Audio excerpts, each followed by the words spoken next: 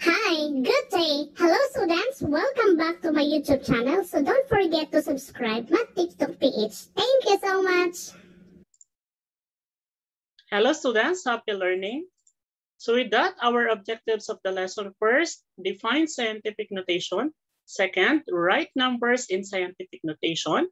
And last, convert scientific notation to standard notation or vice versa. Ito po yung kailangang matutunan or ma-master this week. So with that, when we say scientific notation, this is simply represented by a times 10 to the n power. Wherein, yung a natin dyan ay kailangan less than 10. But yung a natin is greater than or equal siya sa 1. Anong ibig sabihin nun? Where a is between 1 to 10. Ibig sabihin yan, dapat yung digit natin, yung a na yan, ay nasa pagitan po siya ng 1 and 10. At yung n natin dyan is the integer. Okay, yung integer natin dyan, pwede siyang negative or positive. And when a number is written in scientific notation, the exponents tell you if the term is large or small number. So doon natin makikita kung yung number ba yan ay napakalaki or napakaliit. So with that, we have this n, that is the exponent. 10 is the base. And yung a natin, we call that coefficient. Okay? So meaning to say, note, no? We have this, ang positive exponents indicates a large number. Kapag nakita natin yung exponent natin na positive, alam dapat natin na napakalaki yung number na yon. So we have this 6.25 times 10 to the third power. Ang equivalent niyan, yung 10 raised to 3 kasi 1,000 yan, di ba? And yung pag multiply natin doon sa 6.25, that is equivalent to 6,250, di ba? Napakalaki siya. Pero pag sinulat mo sa scientific notation, 6.25 times 10 to the third power na lang, lumiit siya. Okay, kapag naman ang negative exponents natin indicates a small number that is between 0 and 1. So kaya nga siya napakaliit, no? Kaya nga between 0 and 1 lang siya. Okay, example natin, we have 6.25 times 10 to the negative 3 power. So since this is negative 3 yung exponent, okay, that is equivalent of 0.001. Kapag minultiply natin yan, that is equal to 0.00625. Kaya kung mapapansin natin, yung value neto, yung notation natin, because of the negative exponent, the value is between 0 and 1. Okay? So with that, when we say scientific notation is a way of expressing numbers that are too large or too small to be conveniently written in decimal form.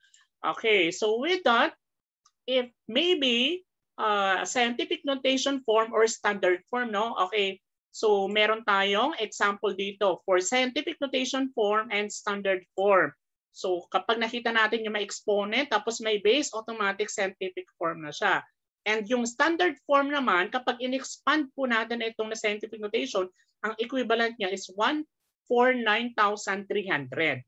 Okay, another one, kapag naman yung ating scientific notation form ay negative yung kanyang exponent, pag in-expand po natin ito, magiging less than 1 siya. Kaya nga siya between 0 and 1. That is equivalent to 0.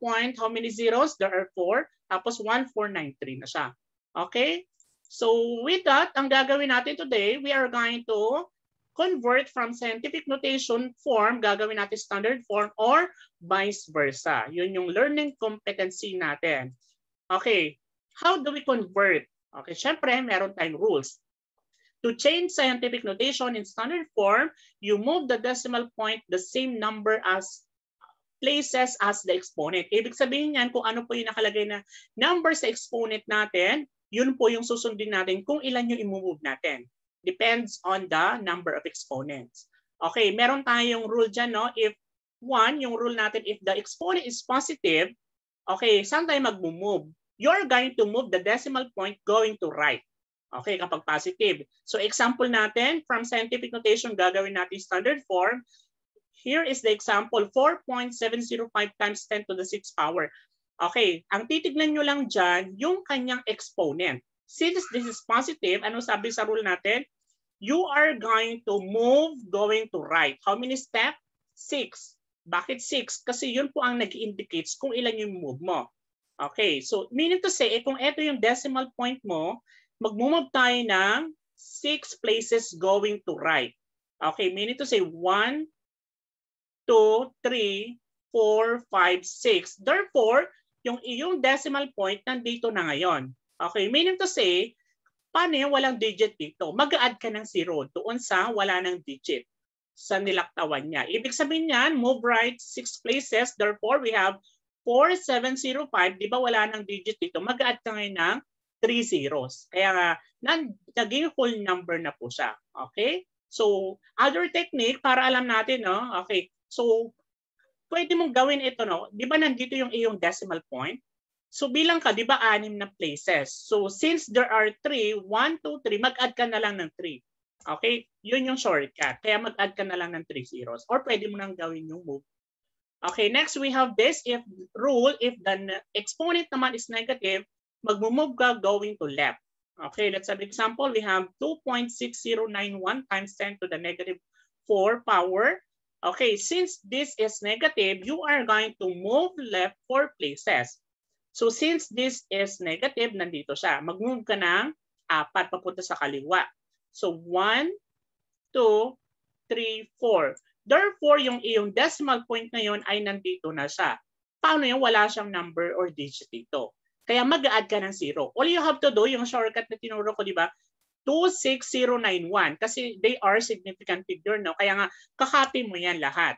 Tapos, di ba, ito yung wala ng digit. Kung ilan yung ito, di ba, 4 ito, 4, mag-plus 3 ka na lang. Di ba, tatlo yan? 1, 2, 3. Kaya mag-add ka ng 3 0. Plus yung decimal sa unahan.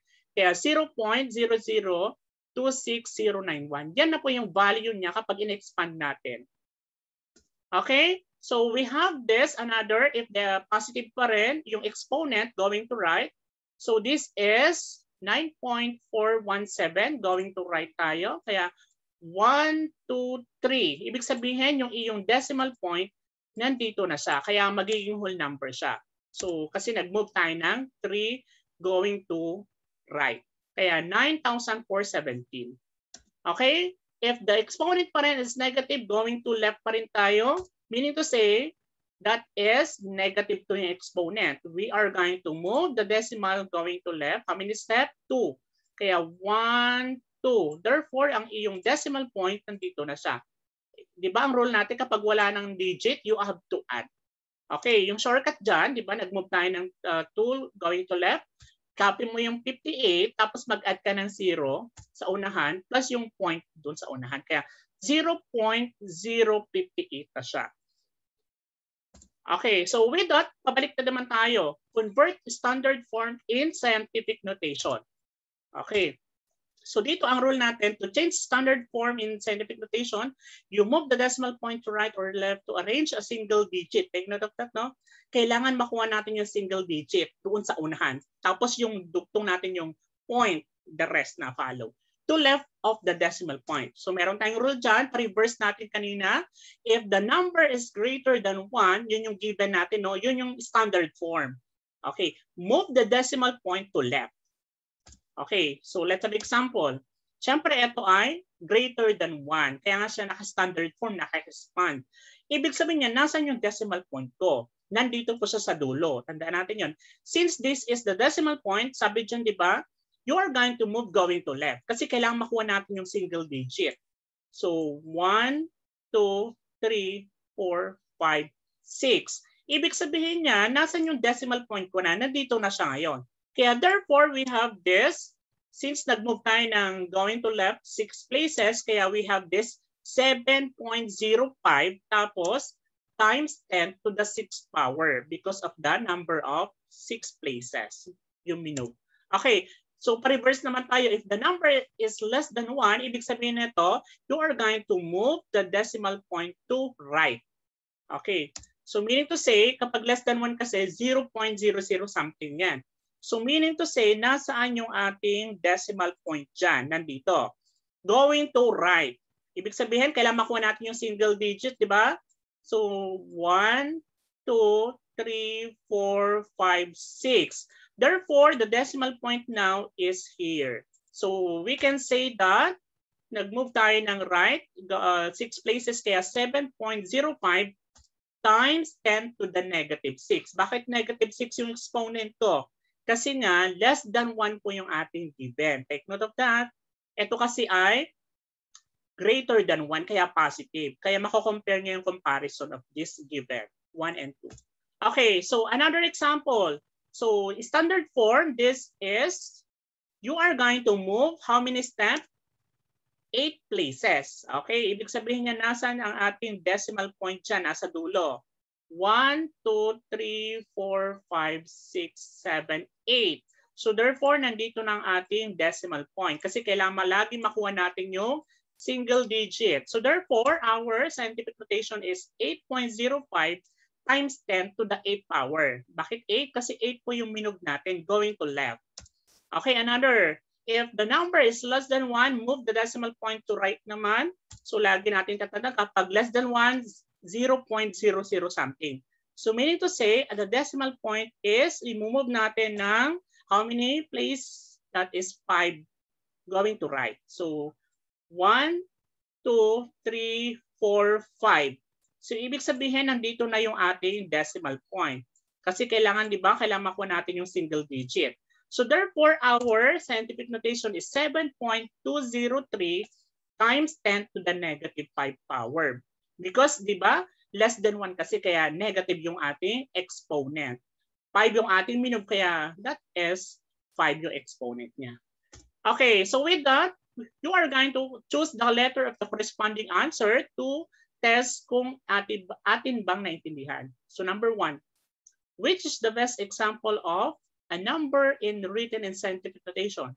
Is it A, B, C, or D? Okay, the answer is letter B. Okay, so next, number 2, write 6.37 times 10 raised to negative 2 in standard form. The answer is letter A. Okay, remember, this is negative 2 exponent, kaya nag-move ka ng dalawa. Ito, di ba? Okay, minsan naililito iba. Okay. Next, that is number 3. The correct answer is letter C. What is the written in scientific notation? 5.8 times 10 to the negative 5 power. Okay, number 4. What is 4.01 times 10 raised to 0 written in standard form? The correct answer is letter C. Bakit siya 4.01? Any number, take note of this, any number raised to 0, that is 1. Kaya 1 times this is the number itself. Okay, so I hope you learned something.